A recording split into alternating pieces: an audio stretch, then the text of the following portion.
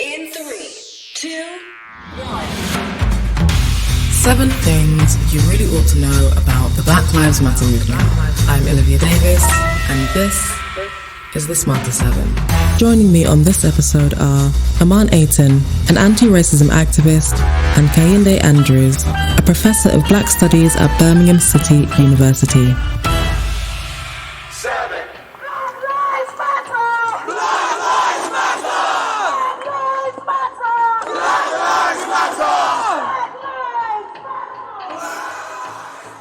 In 2020, following the brutal murder of George Floyd at the hands of Minneapolis police, protesters were demanding change, chanting these 3 simple words. Black Lives Matter! Amongst other demands, protesters wanted an end to police brutality. But that's not actually where the movement starts. That voice that you just heard chanting?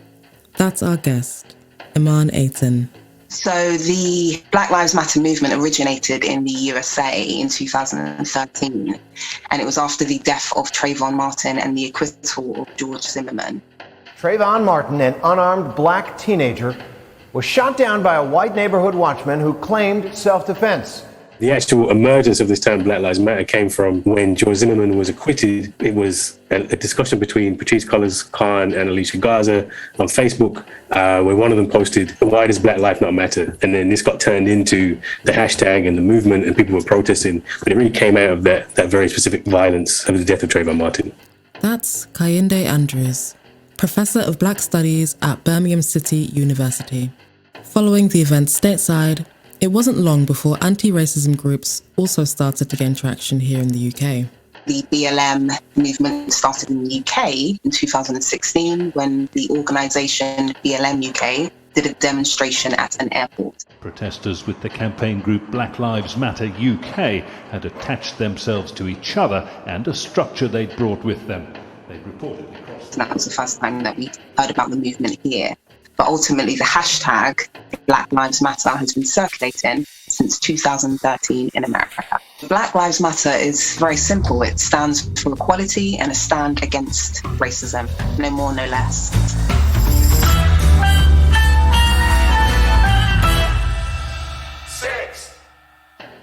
As support for the Black Lives Matter movement has grown over the years, as have its differing ideologies.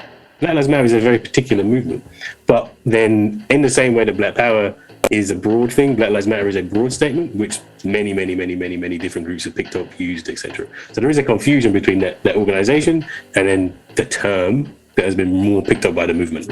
The movement itself in the UK comprises of several ideologies. So as we know, due to media, we've been kind of told about the extremist views, such as abolition of police, removing the prisons, and anti-capitalism. And that is very much associated with the ideologies of BLM UK.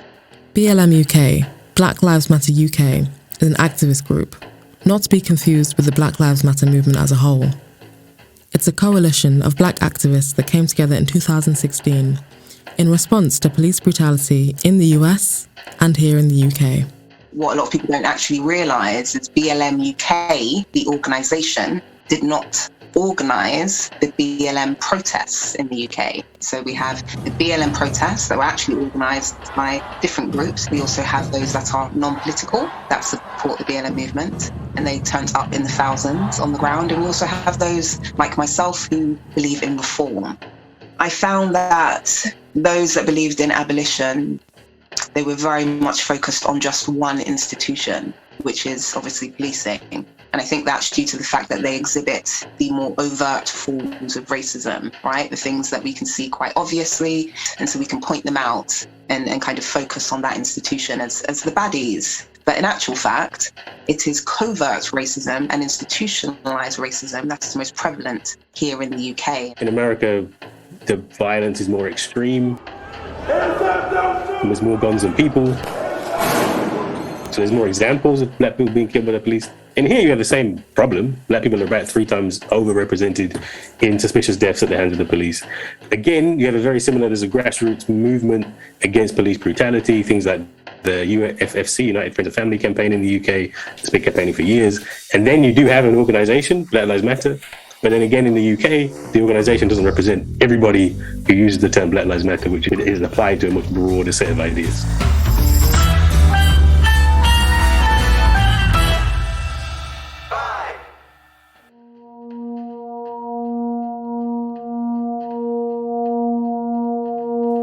Nine minutes and 29 seconds.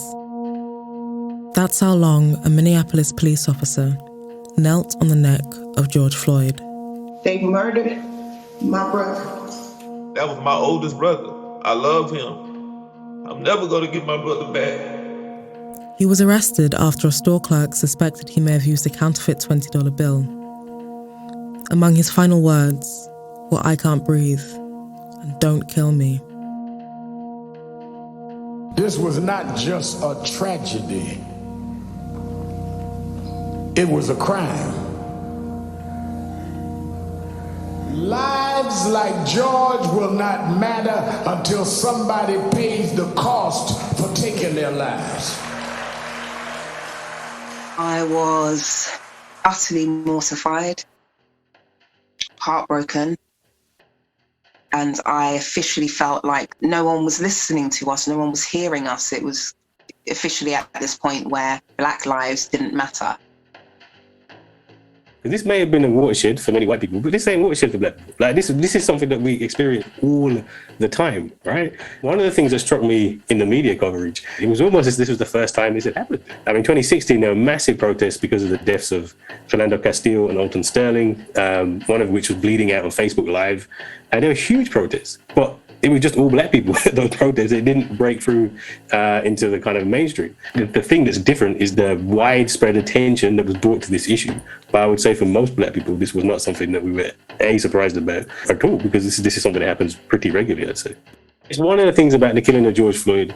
It is so openly brutal in a way that it's very difficult to make arguments that it's not racist, although I have heard many arguments it's not racist, but it's so obvious. You watch it for 9 minutes, it's brutal. The man's just literally being murdered in front of us. I think that is important because there is no black and white. There is very difficult to have a black and white here. It's just everybody says it's bad and you can't turn away. So I think that's important. And I think that also shows us the problems with how we deal with racism, right? We need to see incontrovertible evidence in front of our eyes, or we don't think about it as being racist. And that's massively problematic.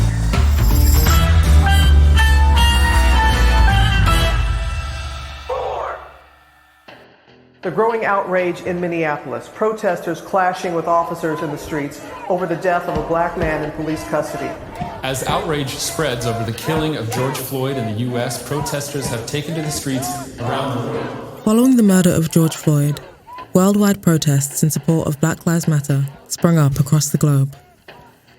I watched the murder of George Floyd via WhatsApp video in my kind of depressed state for 24 hours. I couldn't shake my sadness, and so my mum actually told me to go out and take a walk. It's sunny, just go out, shake off your mood, go for a walk. And in doing that, I walked down High Street, and then I see a horde of people walking towards me, chanting, "Black Lives Matter, Black Lives Matter." And I literally felt as if the universe was speaking to me. And at that moment, I jumped over roadworks and I joined that protest in Peckham. In England, Imarn led key protests through the capital, marching alongside the actor John Boyega and recording artist Madonna.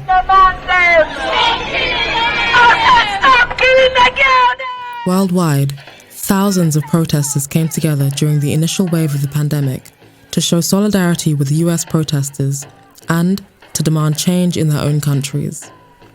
These protests were the largest of their kind in recent years. A lot of people were going through a really hard time during COVID. And so a lot of people ended up watching that video and had the time to sit in their empathy, had the time to sit in their introspection and look at life and look at their own life and their own ideologies and their own values. And I think that played a massive part to why so many people were galvanized. As we know, there have been countless incidences of police brutality and deaths of Black people, and yet we've never seen, or in this generation hasn't quite seen the momentum that we've seen during the BLM movement. So again, I bring it back to COVID. Lockdown definitely played a part as to why there were so many people out on the streets marching. If I'm being really cynical, if we weren't in a lockdown and we had other things to do, would this killing have had the same impact? I strongly doubt it, because as I said, it isn't that much different than what happened in 2016. So I think actually the fact that we're at home and we're in lockdown and there's not much else going on is probably the main contributing factor to why it really broke through when other things happened. Still to come on the Smarter 7, the emergence of Defund the Police, why footballers are taking the knee, and we ask what's actually been achieved since the height of the protests. Right after this. Welcome back to the Smarter 7. If you've just stumbled across us, you might like to give us a follow. We bring you the world's 7 biggest stories in under 7 minutes every day at 7 a.m.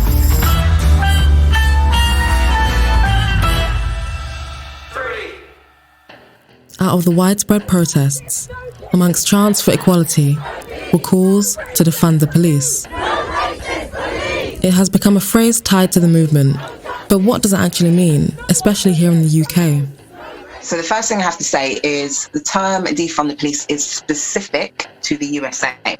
The way in which America funds its policing is completely different to the way in which we fund policing here in the UK, right? So the rationale behind defund the police is that instead of America pouring loads of money into policing, instead that money should be used to try to tackle or combat or prevent the causes, the root causes of crime, right? Such as poverty, housing, drug abuse, etc.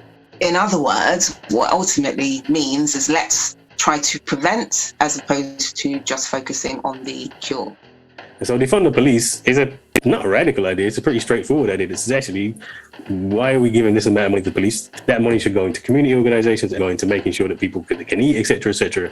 And it's as simple as that, really. And if we really put that statement into context here in the UK, there is a certain amount of truth with that statement. For example, there was a budget of £21 billion for policing services in the UK. I would say if we as a society can spend 21 billion on policing, we can spend 21 billion on homelessness, 21 billion on housing, 21 billion on poverty. And look, all the evidence here is very, very, very clear. More police does not solve any of the problems of crime. Never has done, never will. What does solve crime is when you reduce inequality. So it's a pretty straightforward argument to say, well, look, let's start wasting money on the police and actually put money into reducing inequality. And this would actually be a better way to deal with the problem, which we're supposed to be addressing.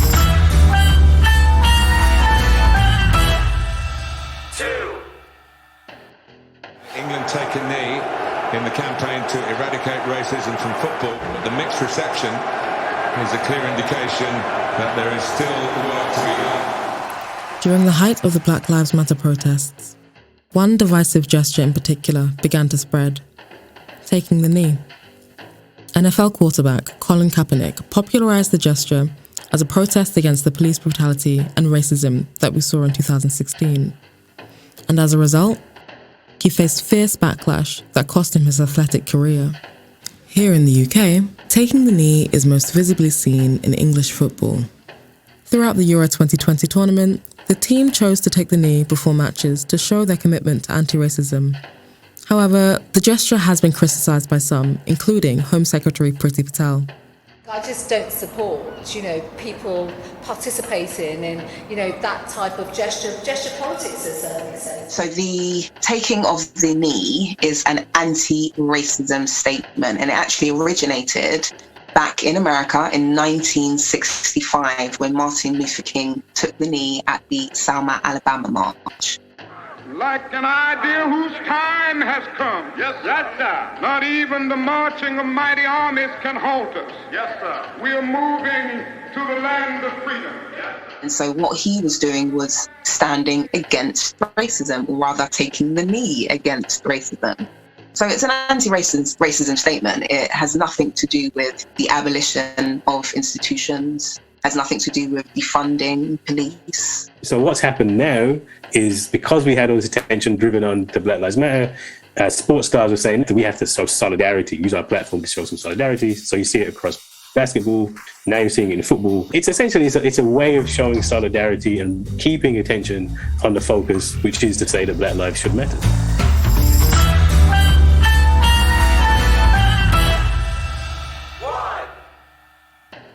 It's been a year and a half since the start of the 2020 protests. But where are we now? Thousands of people came out to show their support for the movement. But has any significant progress been made to address inequality and police brutality?